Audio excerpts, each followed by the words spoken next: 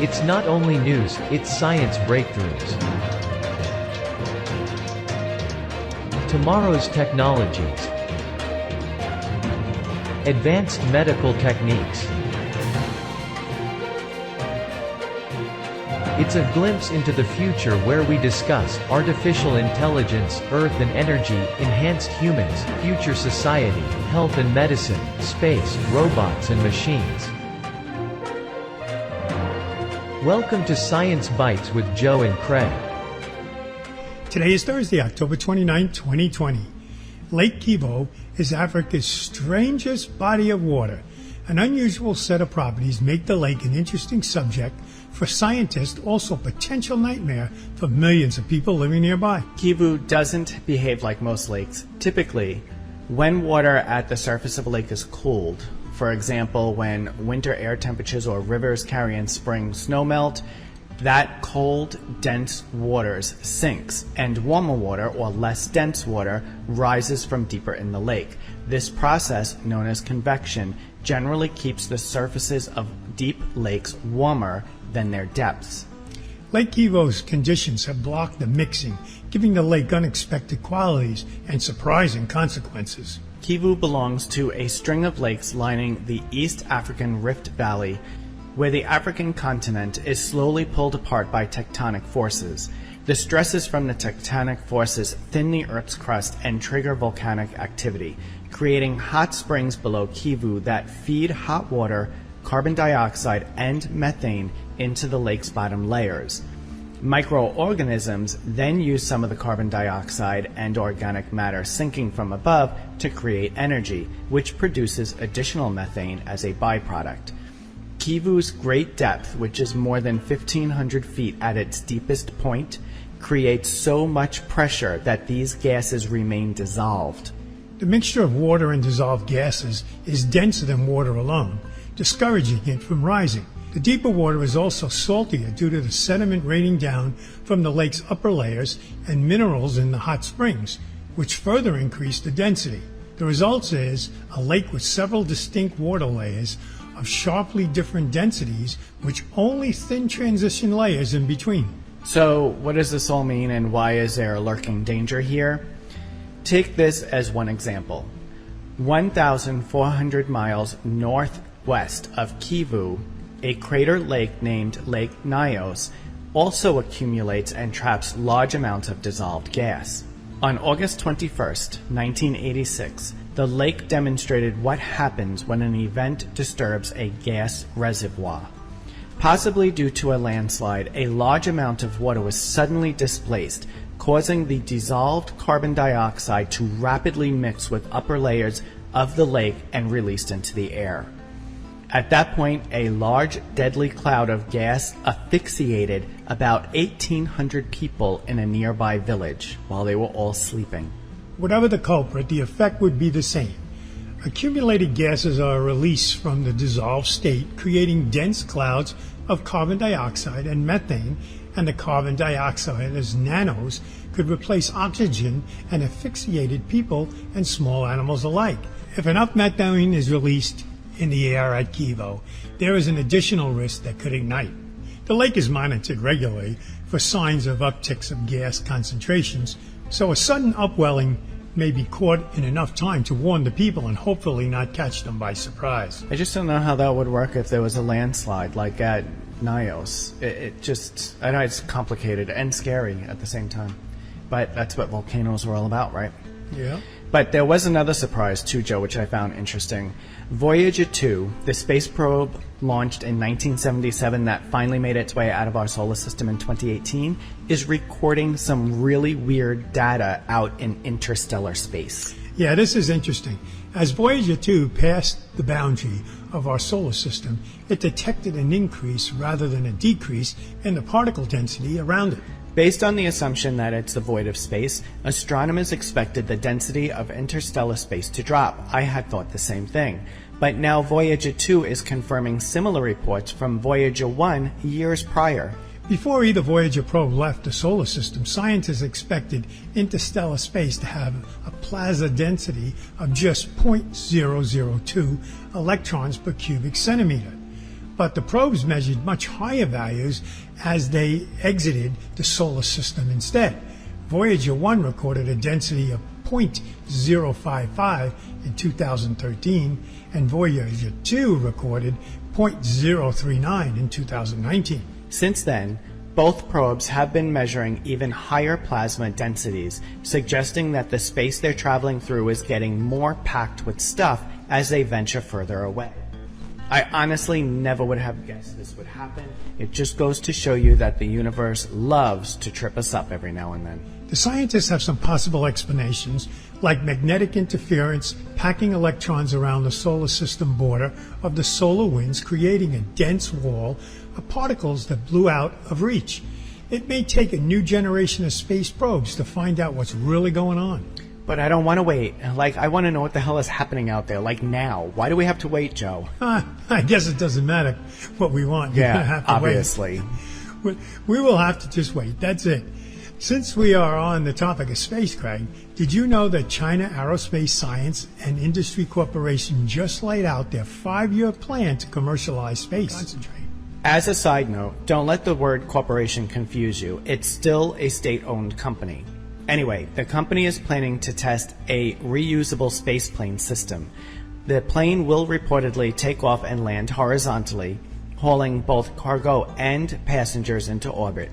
It will also be able to release satellites into space. I don't know, Joe. To me, it sounds like NASA's retired space shuttles. I thought the same thing. The company is also planning to launch internet beaming satellites, providing remote access with low-cost connectivity. A program that sounds like SpaceX's Starlink constellation. I don't know, Joe. It sounds like a copycat program to me, but I guess everything's copycat, whether it's a hairdryer or a cell phone. Okay, it's time for a quick break. Men and women from communities across this nation serve as reserve citizen airmen. I am proud to defend our nation. Proud to be part of a team that helps make a difference. I am proud to be part of something larger than me and to serve my country. We celebrate those who have served and those who are proudly serving in the Air Force Reserve. Our mission is to fly, fight, and win in air, space, and cyberspace. I am proud to be a member. I am proud to protect. Proud to serve in the U.S. Air Force Reserve. Wildfires on the West Coast first take place from June to September. These fires are driven by warm, dry winds sparking inland fires. The other fire season lasts from October through April and is driven by the Santa Ana winds, which blow west from the Great Basin and the Mojave Desert, sweeping over the transverse mountain range and down into the valley. These are the winds that worry me. We have all seen images and videos of these wildfires in the past years. What we haven't seen so much of is the new way that we can control them. You know, Joe, I never realized it until you were talking. So California has, or the West Coast has, fires from June to September, and then from October through April. So that means 1 month is fire-free, and that's May. Yep. That's weird. I never thought about that before. So, firefighters across the West Coast are dropping unique fireballs from drones to keep an unusually severe wildfire season under control. The ping-pong ball-sized firebombs are called dragon eggs. They explode when they hit the ground and start small fires known as backfires. While that may sound counterintuitive, the goal is to remove any possible fuel sources from more massive fire spreading nearby. A bonus is you can do nighttime ops and work in smoky conditions because if a drone crashes, no one dies. A single drone can release about 450 devices in a matter of minutes, and about 30 pilots are flying around 24 drones across the western states this season, which is twice as many as last year. Fires this year are far more massive and more challenging to get under control than previous years, with demand for drones skyrocketing. Right now, they do not have enough pilots or aircraft to meet the demand. Here is a job opportunity for people capable and licensed to fly drones. Apart from drones, firefighters have also used smoke-penetrating thermal imaging cameras to track the movement of fires and wearing high-tech flame-resistant clothing. California has been flying dozens of aircraft over the fires, releasing water and fire retardant. The newest addition to the fleet, the Cal Fire Firehawk, can drop 1,000 gallons, 3 times as much water as older helicopters, and then refill its tanks with a snorkel at a nearby body of water. I think that's really cool. Another interesting piece of technology news comes out of Boston Dynamics Company. The company developed a 4-legged robot dog that creeped out many people in the company's promotional video. Yeah, I was one of those people creeped out with that thing. Yeah, in the new press release, Boston Dynamics stated that they will sell a new lineup of Robodog accessories. These accessories include charging bricks, camera kits, and grasping arms that attach to the robot's head. The robot went on sale to the public for $75,000 a piece last year. Robodog has found plenty of jobs since then, from completing mundane tasks like doing night rounds at an oil rig to becoming a remotely controlled doctor on 4 legs. With the retractable arm, Robodog is about to become even more useful. In fact, as we are already seeing in videos released by the Boston Dynamics, such as an arm allows it to open doors. Yeah, just make it creepier than it was before. The arm is arriving at some point early next year. It has 6 degrees of freedom and moves according to the movement of the robot dog it's attached to. Like the base robot, there's much more to the arm than just hardware. It will ship with an intuitive UI and be equipped to operate through both telemanipulation and supervised autonomous behaviors via a tablet.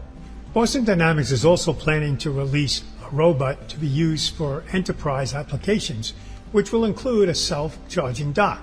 Such a dock gives it the ability to complete its tasks completely autonomously in dangerous areas such as radiation-heavy zones, too dangerous for the human caretaker.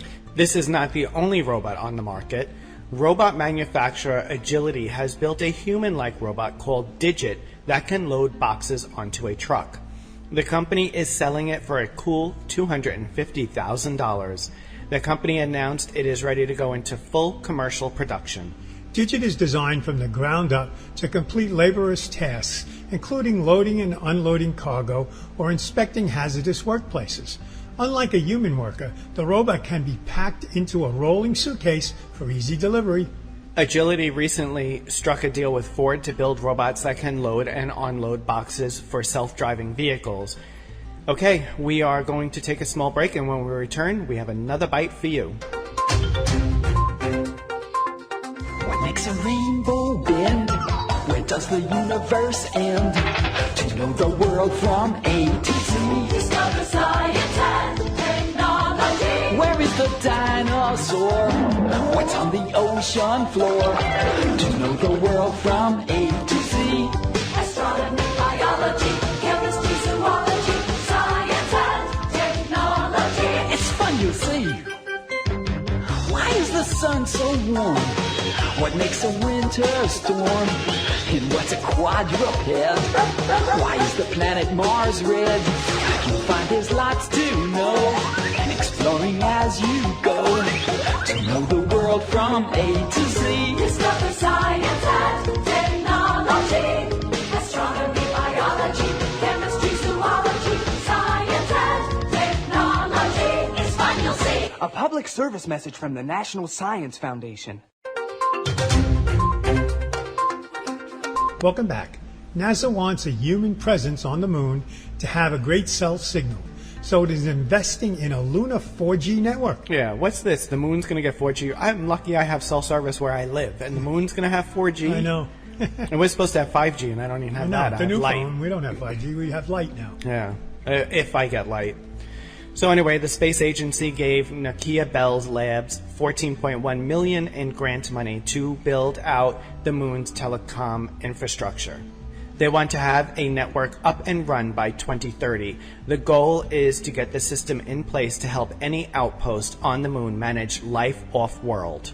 NASA wants anyone on the moon base to be able to use the network to navigate their area, sort of like how we look up directories, as well as stream video, message, and remotely steer rovers and other space robots. The planned 4G network is one of several investments NASA made recently, intending to set up a long-term base of operations on the moon and eventually beyond.